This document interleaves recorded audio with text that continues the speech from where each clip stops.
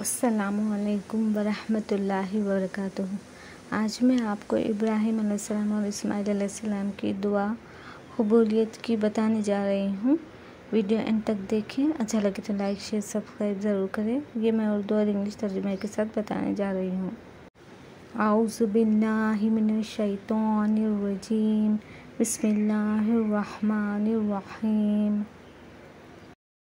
ربنا تقبل منا انک انت السمیع العلیم۔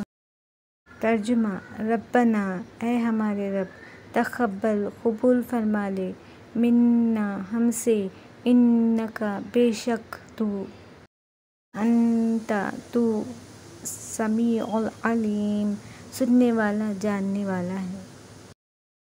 اے ہمارے رب، قبول کر ہم سے، بے شک تو سننے والا، جاننے والا ہے۔ Our Lord, accept this service from us, for Thou art the all-hearing, the all-knowing.